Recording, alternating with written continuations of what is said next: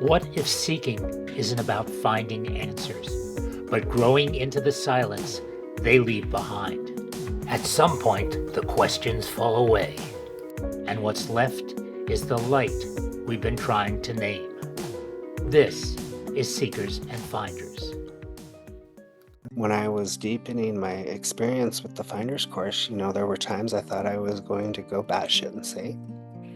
And, there was a moment towards the end where I spent 3 days in bed oscillating between bliss and abject fear. And it opens your eyes to things that most people aren't aware of. Like, you see the futility of everyday life that people live. And a problem that I have is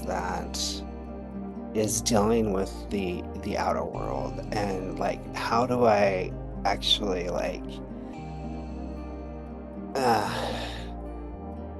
what do I want to say, integrate my inner peace and my inner being with the outside world that is full of dreams, and like do things to like actually survive and make money and stuff. Like, if I could, I would just live in a Frank Lloyd Wright house in seclusion in the middle of nowhere and not deal with anything. My world was completely taken from under me. Everything that I had trusted to be permanent, and you can never trust anything to be permanent. That which is, it has no like place to just stand, which is why, if a teacher says they have the truth and the only valid practice, or that they've realized the ultimate, then they're full of shit, because there is no in. Like, I don't create anything. I help people see that the totality of reality is sacred. All life is spiritual practice, and everything is the guru and God and you. I have a unique experience with ketamine insofar as I know, but it's somewhat similar to DMT, but it takes me to a different world that I call the ketamine fields, and I see ketamine as an entity. And we will go and see other entities, like God, or ones I will I'll also see are the, what does he call them, the ancient enlightened ruling alien race of the universe, or something like that. The experience is all from the top of the nose up. Yeah, I don't know if you can even say that. I don't know if it's even in the body. Because I go to another dimension. It's almost like a shamanic journey. Oh yes. Oh yes. Definitely. Especially the intravenous kind. And you've seen the gods. I talked to God and the star children and the ancient and ruling alien race of the universe. And yeah, I have I have an article on my website called Encounters with Ketamine. Are you on ketamine now? No. Oh no, I wouldn't be cogent.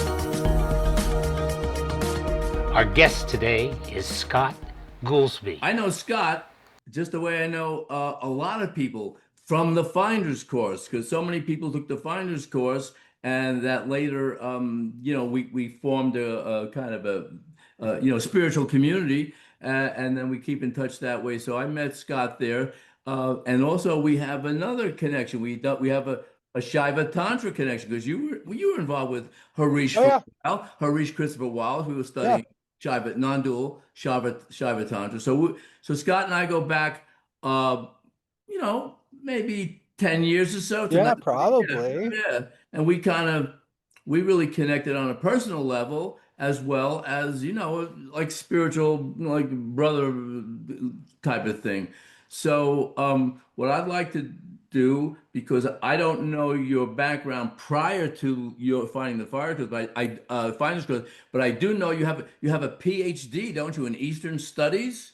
Indian philosophy of religion. Indian philosophy. So why don't you bring us up to speed, like, your spiritual journey, like where you started and Okay. bring us up at least to the Finder's course, and then I can plug in. Okay. Yeah, okay, there. Well, growing up, ever since I was very, as long as I can remember, I'd always been very mystical and religious. Um, and growing up in small town Idaho, hometown of Bliss of 300 people, it was predominantly Mormon, and I raised myself as a Catholic. And I had intended to become a priest or a monk, and around 16 years old, I had a fight with Christianity, logical inconsistencies like how can there be a hell, etc.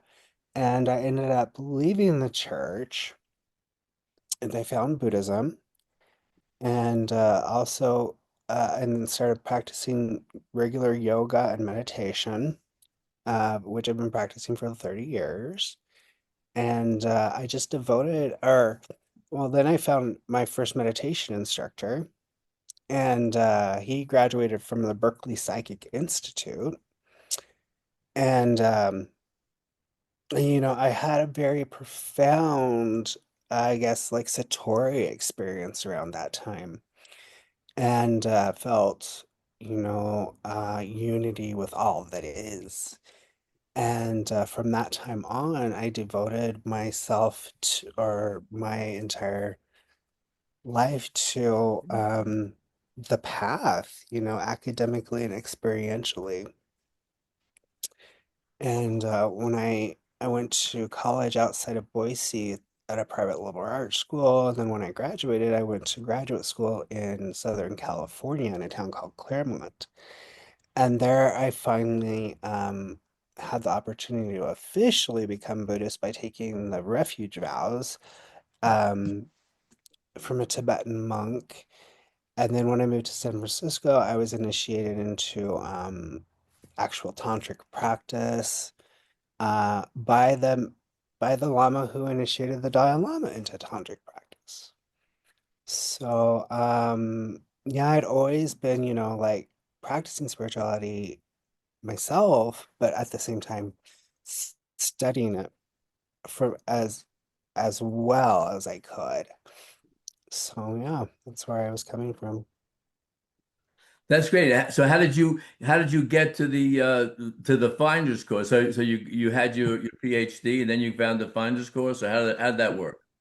I was collecting and collecting more knowledge and more experience, like we do in our culture. And I was reading a book by my antithesis. He wasn't my antithesis at the time, but Deepak Chopra. He's my antithesis too. I But know. that's why we're really bonded. Yeah. That guy. Oh, geez. And he mentioned the Finders. And so I read the book and I Googled them, and they happened to be, and this was in November, a couple days before my birthday, and they happened to be having a course like in the next 3 days, and the what do I want to say, that the deadline to sign up was in a day, but I didn't have the money, so I messaged them and asked if I could have a scholarship. And on my birthday, they said, yes, you can, and you're on. And I started like 2 days later or something like that. You did the full 17-week course. Yes, And so yes. what year was that? I did it in Uh, 2015. 2019 to 2020. Okay, okay. All right. Yeah. Started in December of 2019. So now the question always arises. The idea is, oh, the reason why it's called the Finder's Course is because when you take this course and there's a 70 or whatever the number is, there's a 70% chance that you during the 17 weeks you're going to transition Yeah. into a state of enlightenment or awakening. Yeah. Uses the Jeffrey Martin, this is his creation, uses the term fundamental well-being. So a fundamental shift in your perception and your experience takes place. Did that happen to you?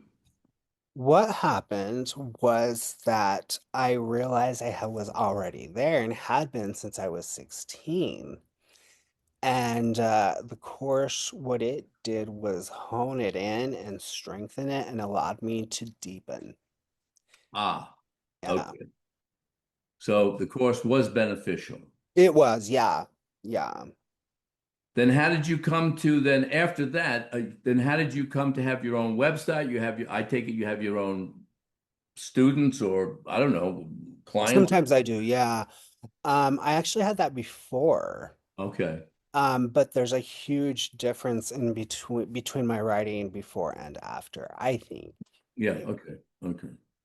Yeah. So where are you now in terms of, let's just bring it up to date here. So Hmm. when you took the Finder's course, you realized what they're talking about in terms Hmm. of fundamental well-being or awakening or transitioning, you already had, and Yeah. all it did was to serve like a confirmation or a reinforcement and a deepening into this state. Yeah. And- Okay. So where are things with you right now? Because that was in 2020. Hmm. Where are things with you right now, or what happened subsequent uh to that? I stopped searching. I had a bad habit of, always, I gotta watch another teacher, I gotta read another teacher, I gotta do this, I gotta do that. And we do that in our culture. We have to collect and get more and consume. And we have this belief the if we're not consuming, we're not getting. And I realized that I didn't need to do that anymore. I mean, I will like read a spiritual teacher from here and there, but just to simply get a perspective or see what they are about, but not out of a need, not out of thirst, not out of want, because it is indeed that which keeps us from having what we're searching for. Right, and you have a nice piece on your which I love because it's right up my alley. Oh, and we both love Gangaji. We both Right, have yeah, we have a Gangaji connection. I love yeah. Gangaji, and you have a nice little piece on your website, and we'll post the link to it so people can check it out for themselves.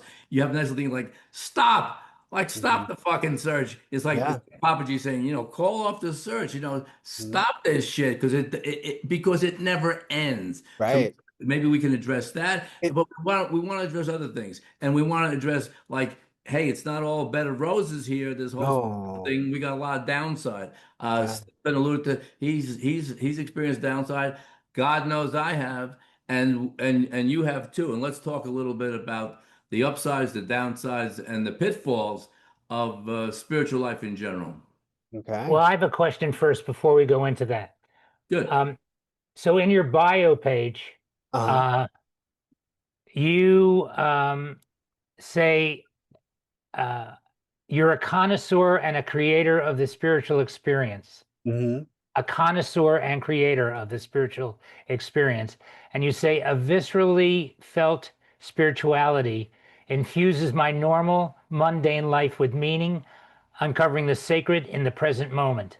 This brings a sense of peace, liberation, ease, and bliss to everyday lived experience. So, Hmm. with that said, um,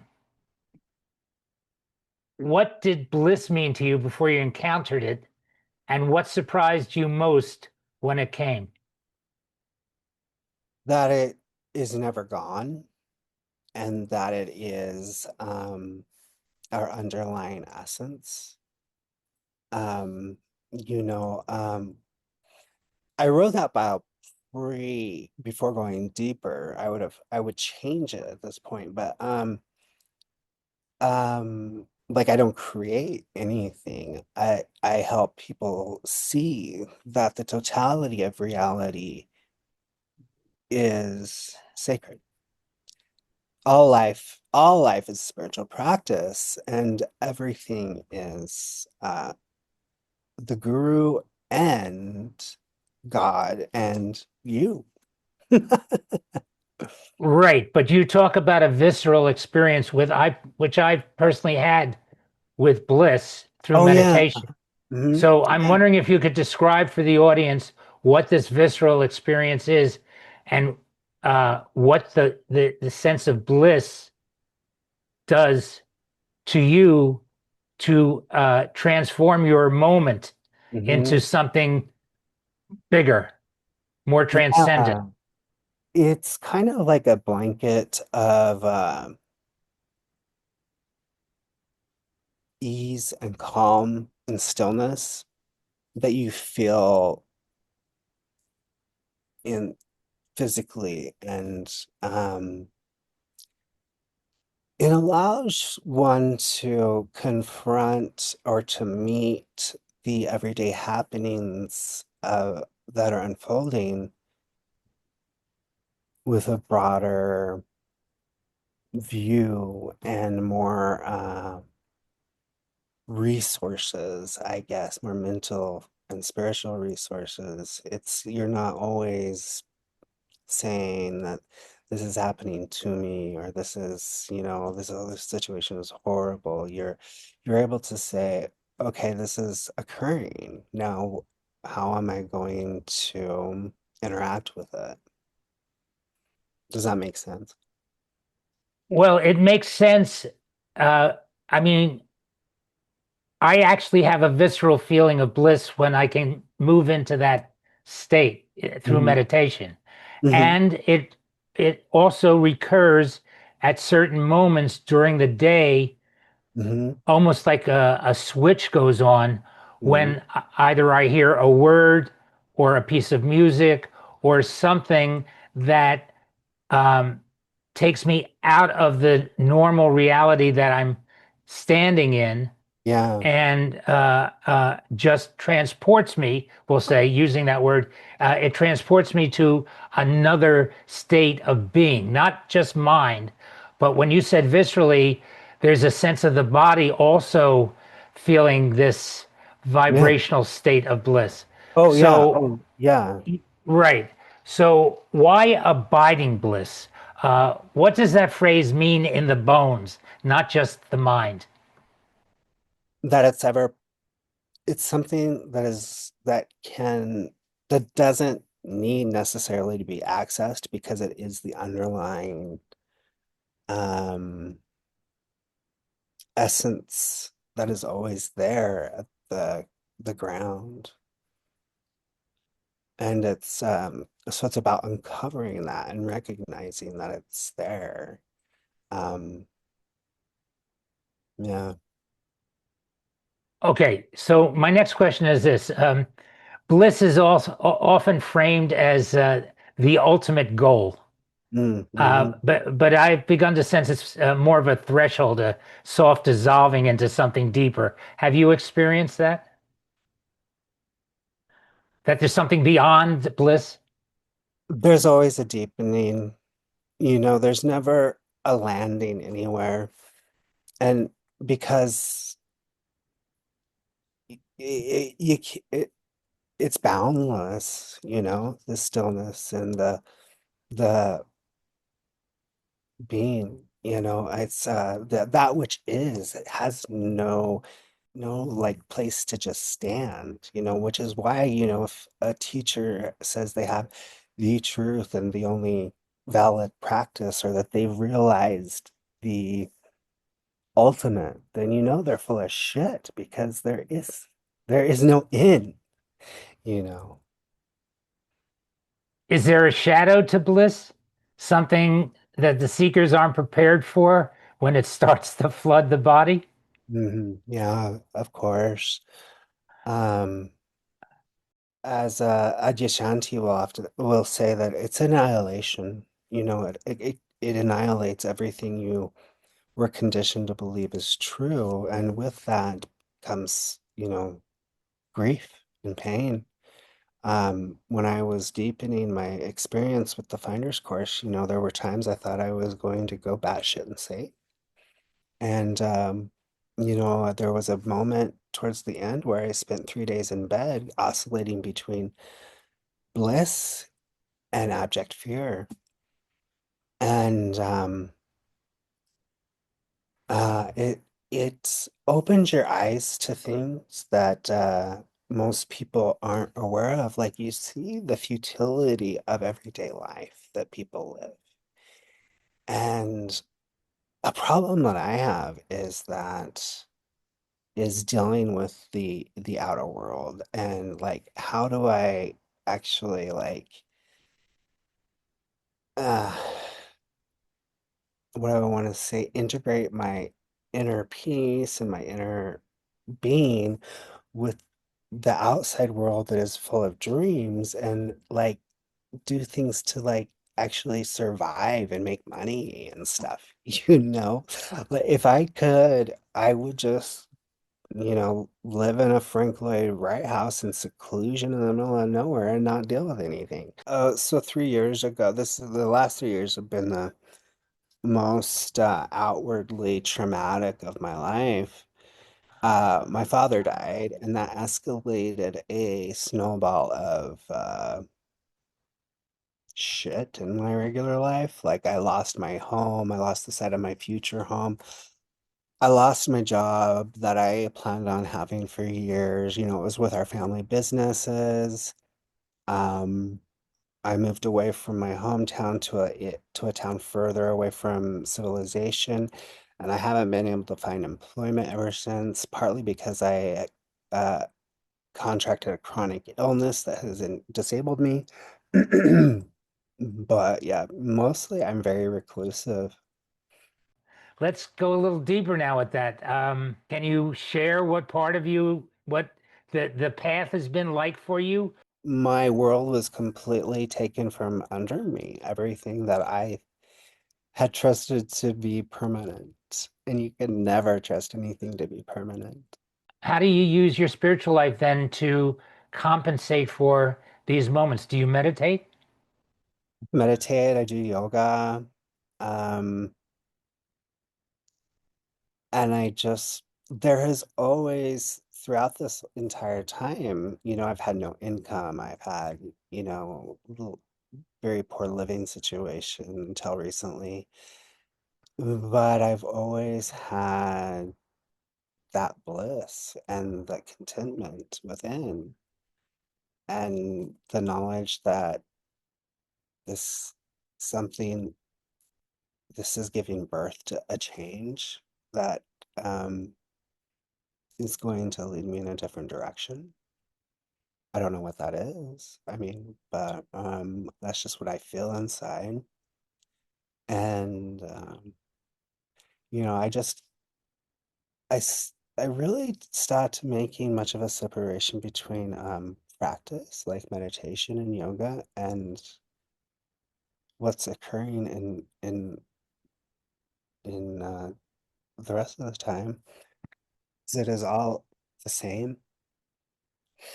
But yeah, I don't know, I've been enveloped with a sense of calm and ease, despite the frustration. There's been frustration, sure. I think this leads to the main question. Okay, Hmm. my point of view, here's the main question. And this is what it boils down to from my point of view. So you had this awakening back in the past. You were like then you kind of got that you always had it. You went deeper. You had this so you had this state of awake awareness or whatever label we want. We don't Hmm. want to get hung up on labels, but Yeah, I think we know what we're talking about because yeah. we've had the same or very similar experience. Then your outer life, given that. spiritual experience. Then your outer life took a turn, a downturn. Your father died. I know you lost your, I know you had problems with, losing your house and losing the family. You no longer with the family business, blah, blah, blah, to move away. So, but the question is, did that, what we're calling fundamental well-being that you were Mhm. abiding in and steeped in, did that ever go away No.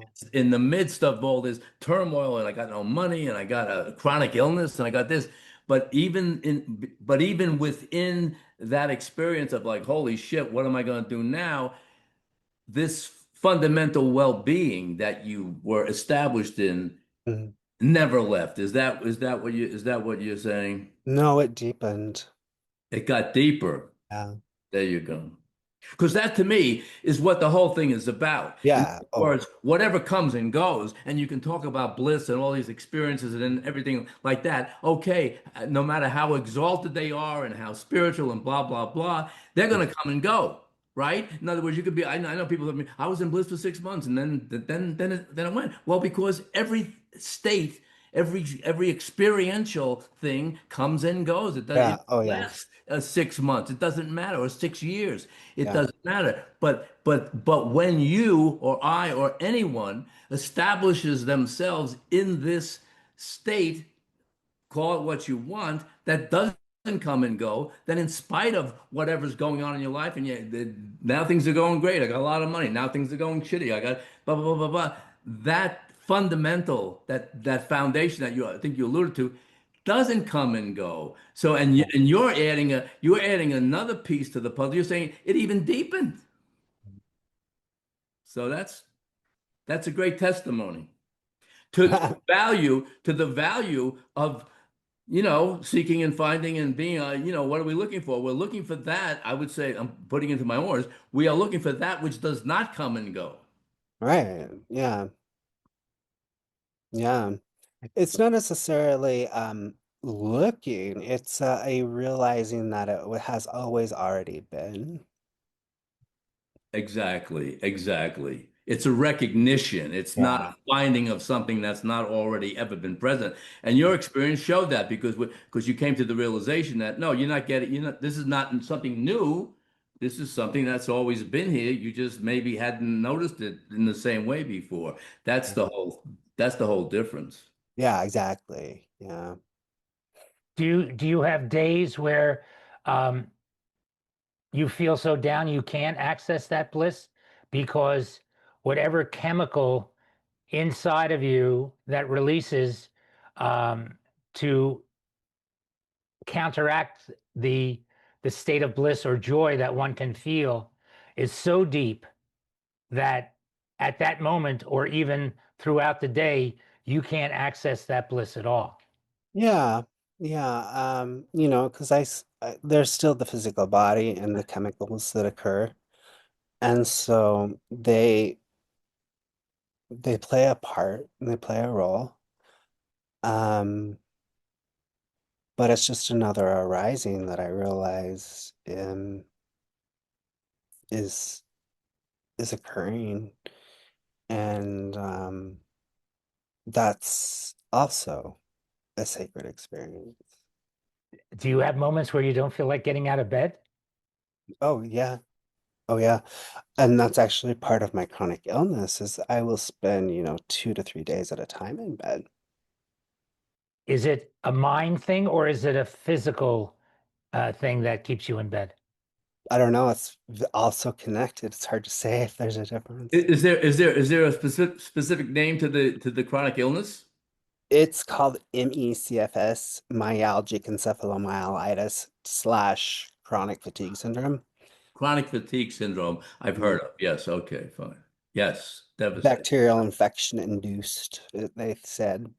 But I am thinking it's actually mold toxicity, nerve damage due to mold toxicity. So I'm getting tested for that. That can really uh, put the spiritual life in the back seat for It you. does. Yeah. Because that is more pressing and that is more right in your face. And it's like screams at you much more loudly. The spiritual life is really quiet and, you know. Yeah, it's not all sitting in robes and crossed No. legs, Right. So this is interesting for the audience who, it it has uh, kind of felt unsure about if they're really having a spiritual experience when this all goes down. But I guess you can look at it as part of the overall experience There and is nothing still, else but the spiritual experience. There is right, no separation. right. Yeah. So it shouldn't just bring everybody down that they're having an off day and uh, their highest meditation is no longer sitting with them in the Right. moment, right? Because that too is the spiritual experience. You know, in Wow. India, there is a sect of tantrikas called the Agori. And the Agori live in the charnel grounds where the dead bodies are burned. And they have completely sworn off the physical world and wear no clothes. They dress, they smear their bodies with the ashes of the dead people and will eat out of the tops of the skulls of dead people. And they will, if there are parts of a dead body that remain after it being burned, they'll eat that. They purposefully, uh, they will sometimes throw feces at people. They purposely push regular people's buttons through deprived acts that we see as deprived because they are channeling that side of the sacred. Even even the darkest parts of ourselves are divine, from death to feces to cuss words. And so that's they take so they take it to the extreme and you know focus on the parts that humanity shies away from and says, no, this is the goddess as well, you know. Yes, I think maybe we've closed that all down with the laws that we've created to abide by on Oh, this planet, yeah, yeah. starting with the commandments. Yeah, we've created a societal dream that is very un very much not conducive to the realization of our spiritual selves.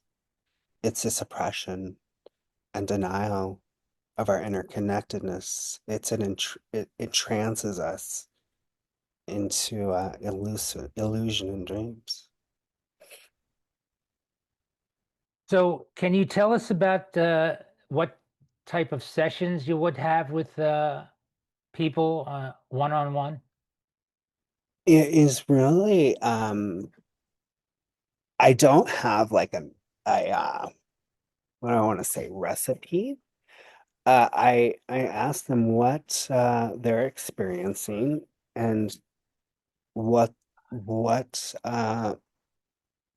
they're going for, and how we can um, how we can help, how I can help, or them help themselves to realize that that they, first of all, that they are sacred, that they're God, and then next that everything occurring in their life that they thought was wrong and bad, and everything occurring that they think is great is a is an unfoldment of the divinity. So, however they want to use that, you know, there's Is no, there God? Is there God in your particular spiritual journey? I don't refer to it as that, because I feel like the term has been too bastardized and too mm, it's too uh, charged. But yeah, you know, I call it a bunch of things. That which is, or the ground of being, or nothingness, the divinity, whatever. It's all the same thing. And what about your relationship with the concept of consciousness being? I say that's God too. From my perspective and from what I've experienced, there's nothing else but that. I could be wrong. I mean, I don't know anything, but um, what I experience, and I don't know if what I experience is real or true or what. So you've given yourself that paradox that Yeah, you're not really sure what you're experiencing is the real deal or not. yeah. I'm not even sure if we're really here.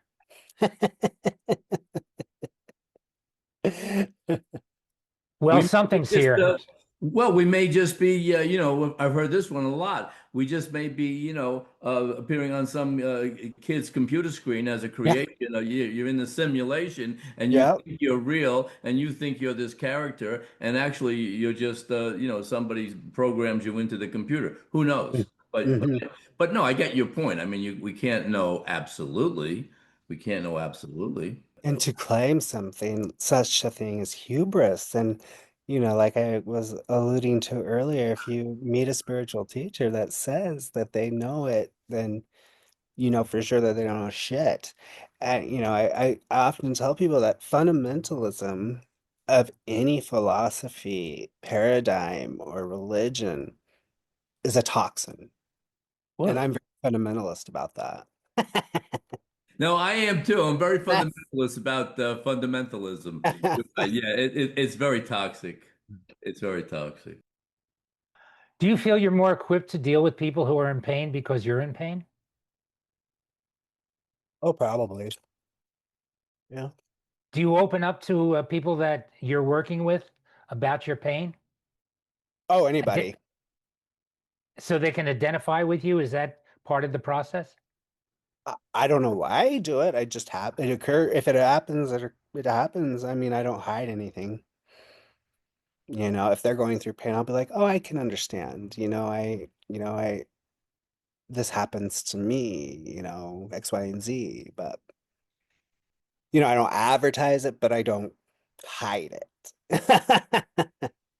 One thing we can know, as you say, we don't know if it's ultimate reality or whatever it is, but we do know what our experience is because we're experiencing it right now. Now, Yeah. so this is what's going on. And so if we look at not thinking about anybody else's experience because we don't know what they're doing. Who the hell knows what's going on in anybody else's head? But if we look at our Mhm. own experience, we can see, what is going on and what's relatively true at least, and that that to me is more important than imagining or speculating about what might be ultimately true. I mean, that's Yeah. theoretical shit. All you know is your own experience. Let's face it. Hmm. So They, that's so yeah, that's so that's the like that's the main sticking point. In my own shtick is like stick with your own experience. What is your experience, not what you read about somebody else's experience. right. What the Yeah. fuck does that mean? What good is that? What is your experience? So in staying with your own experience or looking at your own experience, I would say that's where everything is. Oh, yeah. Where else could it possibly be in Yeah. somebody else's experience? You can't take someone else's word for something like this. No. That's the problem. That's the problem with the whole Pied Piper thing of, the guru leading all the little duckling disciples, down the road and off the cliff because they don't know. They're believing what, they're being told, like that little carrot on that stick. Yeah. But if you look into your own experience, what I'm saying is, that's where everything is. Yeah. And that's why so many seekers are perpetually seeking until their death.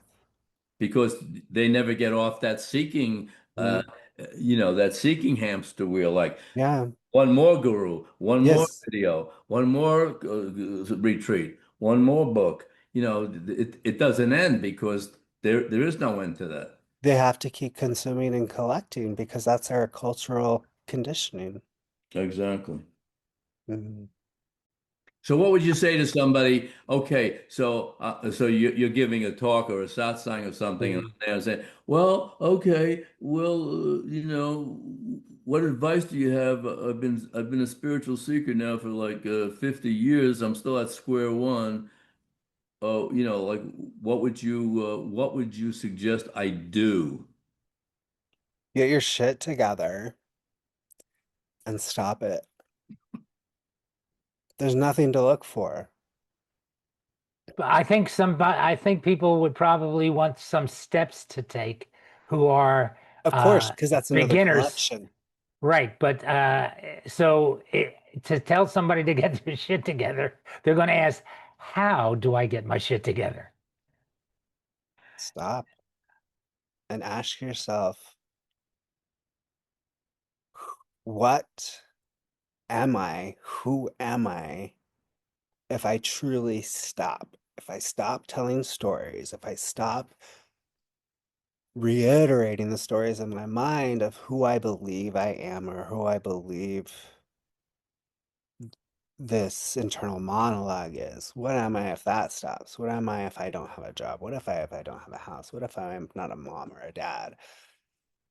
What if everything stops? And at the very, very fundamental thing where there is nothing, then what remains? What is there that left over? And what remains? I don't know. It can't be described by it refuses to be imprisoned by language and mind. It can only be met through stillness, silence, space, and it's a oh that okay.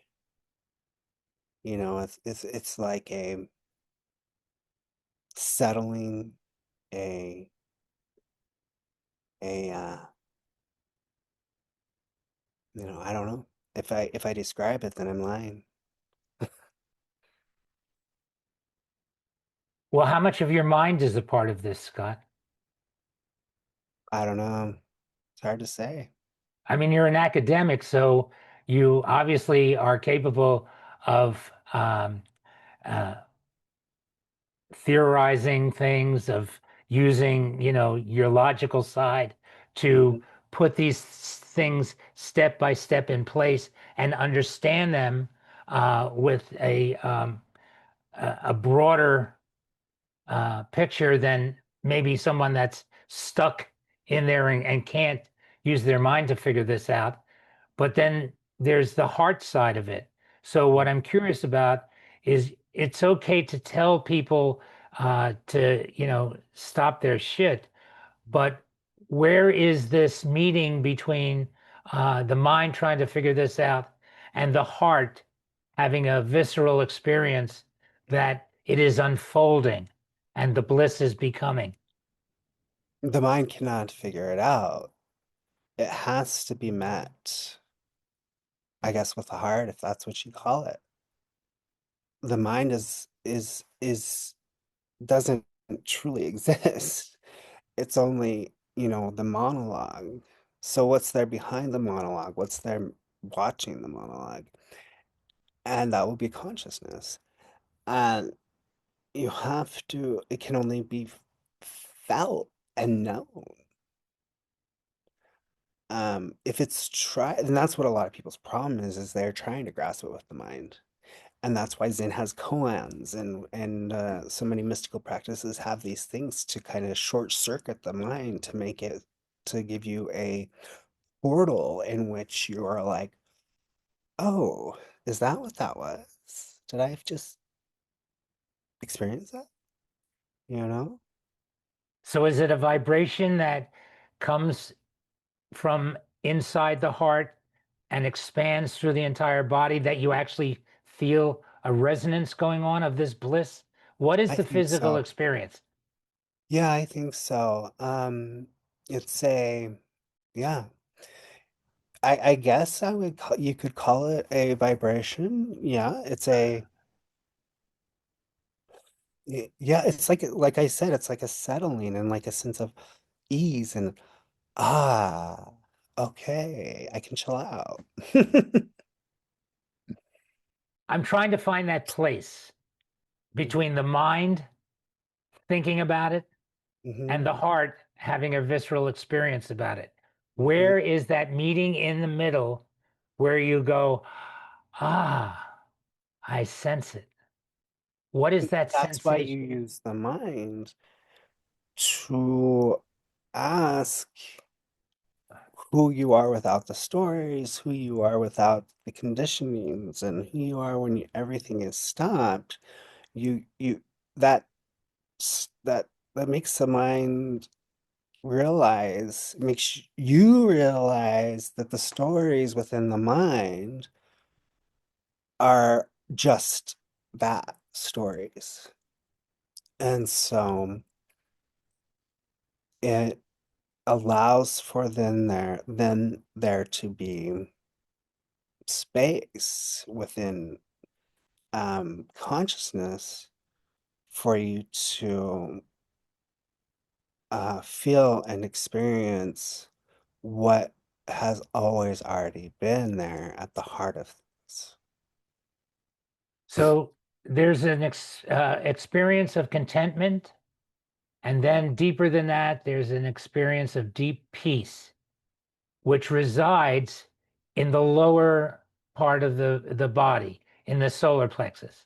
Because once that diaphragm releases and the solar plex can feel that moment where everything is released, that then energizes the whole physical body to feel that.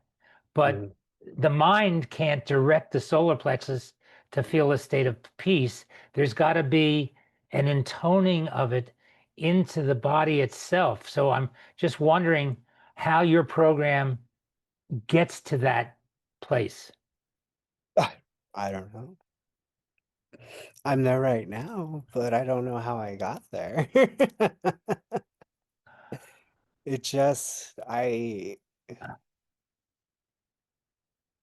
kindle it and it grows. I don't know. I just know what it feels like and I invoke that feeling, you know? Okay, I just want to explain when you say you kindle it, you're not talking about the Amazon tool that you can read books on. You're talking about kindling a spark inside Yes. yourself. Yes. Although, I mean, I have nothing against Kindle. Books are great, but no,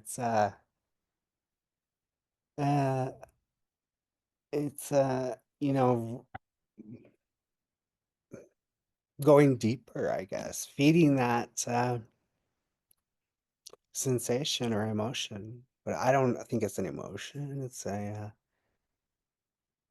just familiar, becoming familiar with your intrinsic state. And once you become more familiar, it's easier to latch on to it again. So, when people get into tough situations, someone will come along and say, breathe, Yeah. breathe. Mm, And then the person will breathe and they'll feel that expansion in their stomach and their solar plexus start to release itself. Do you have any breath exercises that you give your clients? no. Um, if they want to do them, that's fine. But I don't know of any. Like I know that when I'm in the deeper I am and the more in touch with it I am, the deeper and more balanced my breathing is. But I don't know anything about breath work. And you also are suffering from physical pain. The myalgia, right, is affecting your Mm, nerves, your nervous system. mhm, yeah. Wow, that's a tough trip, man. It's been the shits. The most difficult arising I've yet to deal with. Well, perhaps this is your karmic path that, on one hand, you've got this great spiritual insight, and on the other hand, you've got this fight with, this body and mind pain.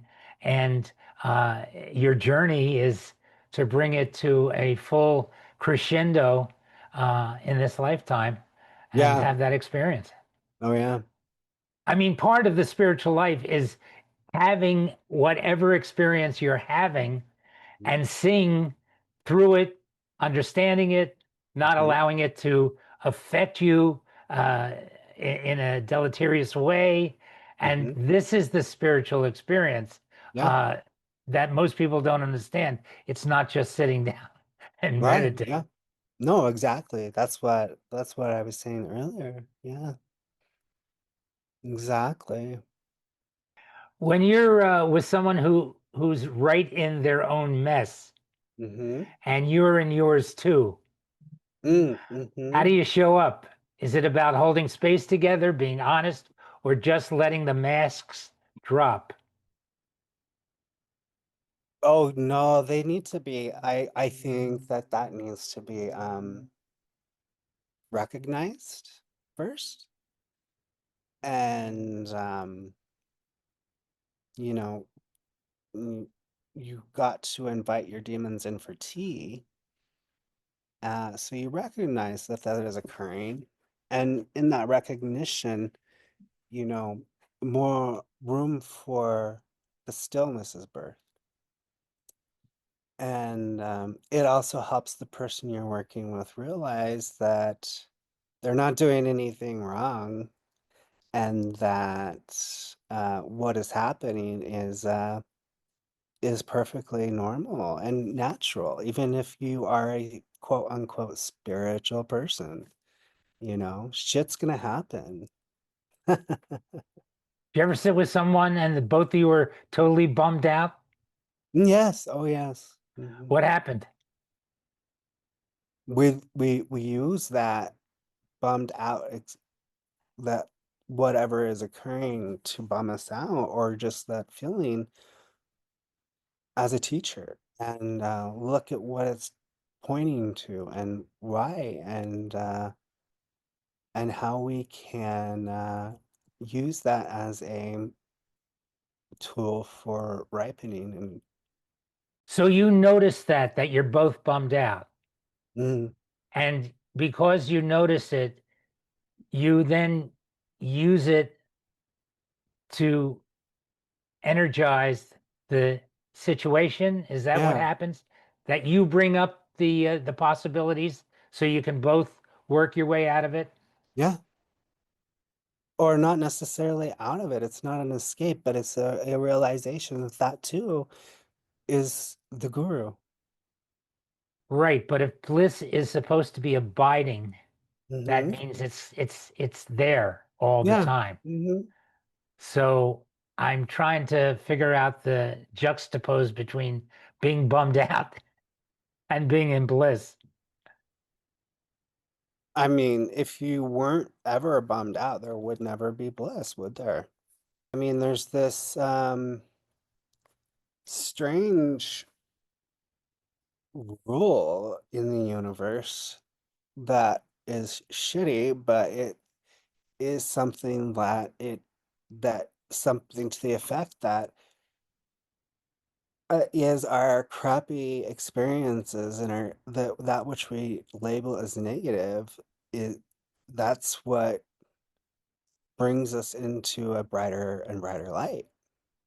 Right, if you can get out of it at the time. I Mhm. mean, depression is a pretty deep Oh, state of oh, I will not argue. psychology. Yeah. I mean, I have I have treatment-resistant depression, and I've tried and failed 17 antidepressants, and I've, attempted suicide a few times. Um, and yeah, it is a very nefarious demon, extremely. So you're still taking medication for the depression? I take ketamine, medical prescribed ketamine. It's the only thing that helps. That's great. Let's talk about ketamine now and the Okay, spiritual experience. I think that's where we wanted to go. okay. Anyway, right, Gary? We had Yeah, that. now I know, now I heard two things about ketamine. I've never experienced it myself. I've heard number one, it's a great, great, great treatment for depression. The infusion, and Yes, also it's a drug you trip on for like you're tripping out. yes. So where do those two things meet? Okay. Well, so I take ketamine in two forms. First, I started out with the infusions, which are the most effective and intense administration. That's because it's 100% bioavailable. And I'd done psychedelics for years and years before that. And uh I went in thinking, well, this is a clinic, it's a medical situation, it's being administered by a CRNA. I'm not gonna get very high.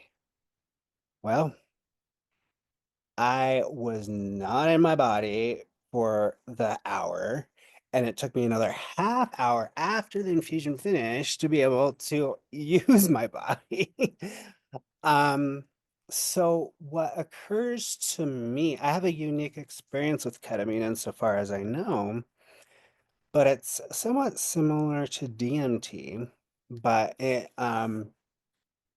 takes me to a different world that I call the ketamine fields, and I see ketamine as an entity.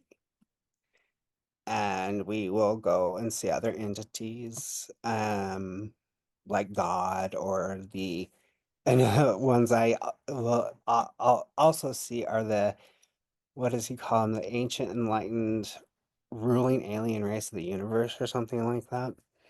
But when you first get the infusions, the protocol for depression is you get 6 infusions within a span of a week or two that are each an hour long, and they gradually get stronger. So when I had those 6 sessions, each session when I started being taken over by the ketamine, I would see him and he would say, today we're going to learn X, Y, and Z.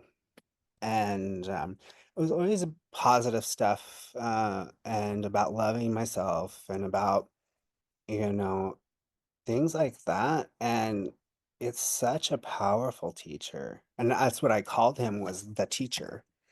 And for the first year, until he told me that we were equals, and then stopped. But yeah. So I think and it is in that disassociated state where your neurotransmitters begin to heal and re I don't know what they do, but that's where the magic happens. Does the ketamine actually take a form of like a being in your imagination? Initially, and then we started meeting as just points of consciousness that didn't have bodies. But you're reacting to an An other entity. than you, Yeah. than Oh, the yeah. Yeah. Ketamine.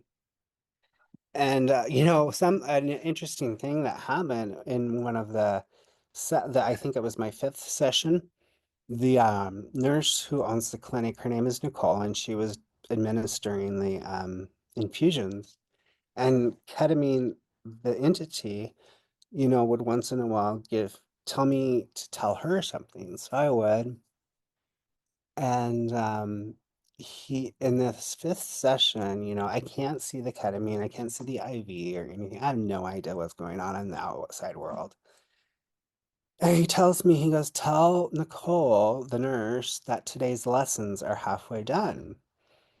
And so I opened my eyes and I said, ketamine wants you to know that the lessons for today are halfway done. And she goes and she looks over at the ketamine that she's putting in me, and she goes, yeah, it's halfway gone.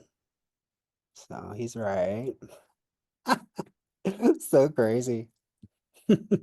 Are you on ketamine now? No. Oh no, I wouldn't be cogent.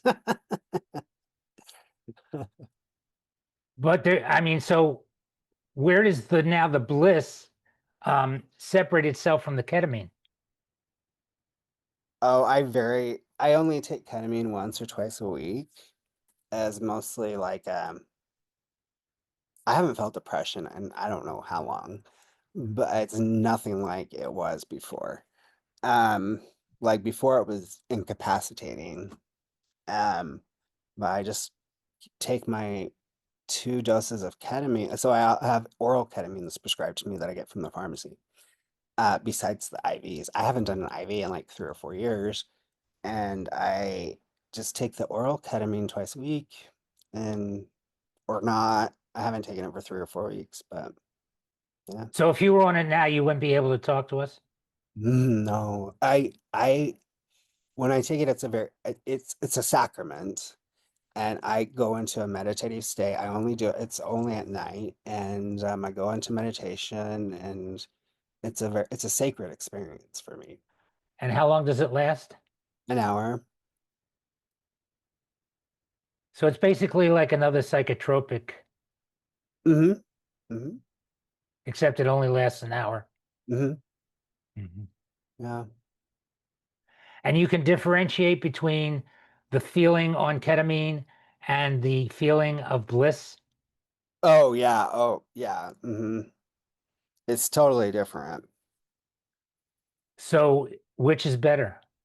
Probably Bliss. If I did ketamine every day, I I'd get bored with it. I mean, it's a fun experience, but I mean, everything in moderation, right? So it's all the experience is all from the top of the nose up. Yeah, I don't know if you can even say that. I don't know if it's even in the body. Because I go to another dimension. It's almost like a shamanic journey. Oh yes. Oh yes, definitely. Especially the intravenous kind. And you've seen the gods.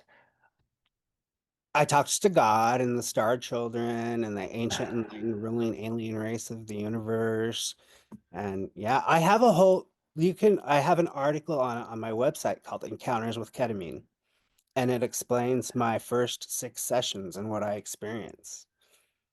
Well, that's great. I'm going to link this podcast to Encounters with Ketamine on your Mhm. website. I'm sure there are a lot of people that probably want to read that and see what your experience is Yeah. like. Oh, people read it all the time. Yeah. So, besides the ketamine, are you on other neural blockers? No, none of it works.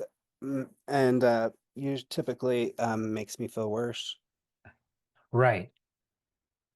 Yeah, it can bring on suicidal thoughts Hmm. on the Oh other yeah. side of it, right? Yeah. Oh yeah. I the only thing I can relate to is I did MDMA not too long ago, so Uh-huh. I don't know if it would be similar or not, but it's like tripping out versus the treatment for depression. But I'm not seeing any difference between them. In other Mhm. words, it is a tripping out. Oh yeah. Oh Yeah. yeah. So even if you're taking it for depression, it's still a tripping out and going into, like in your case, another dimension. Yeah.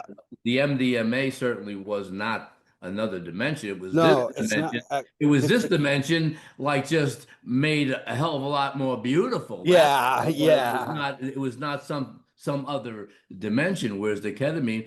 So I don't have any experience with that, but I feel I have an understanding now without actually having doing it myself, where you went with it. Hmm. Hmm. So Are, are you in Bliss, Idaho now? No, I'm in Twin Falls. But you said you lived in Bliss for a while? That's where I was raised. Uh-huh. So you've carried on your birthplace to your spiritual Oh uh, yeah. Oh yeah, sanctity, right? that's always been part of my thing. Hmm. Yeah. Well, it's easy to say I'm in Bliss. What Yeah. should move back to Bliss. I live in Oh. Bliss. I would love to like start a meditation retreat center there or something. So, I mean, do you leave your home? Oh Are yeah. you able to, are you able to drive? Yeah. Most days. And do you have a circle of like-minded friends? Very small, yes. Yeah. Wow. I mean, I saw some great stuff on your website, testimonials. So I Mm, imagine people have experienced quite a thing from being with you, I which, guess that's what they say. I mean, you come across pretty trippy, you know. I mean, for all of us who have experienced, the world of psychedelics, Ah, there's a lot going on there. Used properly, I think it probably can bring us to some altered states of wonder and oh, yeah, because they thin the veil between the mundane and the sacred, you know. right, That's right. why practically every major world religion has at one time used them in order to meet the sacred.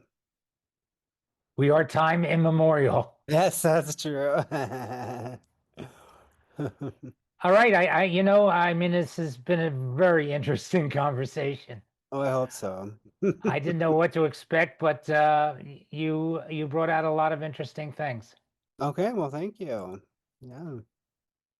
Really good. Yeah, really good, Scott. I especially like the ketamine talk because because that was all new to me. So that was good. Oh, go read my article. Yeah, I know. I definitely am. I didn't know you had that article on there. Yeah, I'm definitely going to read it. It's totally fascinating. there's some good stuff in there. Well, be well, Scott. You Thanks, too. Scott. Be in bliss, I and will. we'll see you again. Thank Abide, you. abide in bliss. I Yes, will. Abide in bliss. abiding That's bliss. my advice to people. If they come to me, they want advice. Say abide in bliss. Or you'll tell them go see Scott Goolsby. Like he Or knows or anything. I'll just tell them, get your shit together. That's Yes, all. Just exactly. get your shit together and cut this bullshit. Exactly. All right, Scott, thanks a lot. Thank you guys. Have a great day.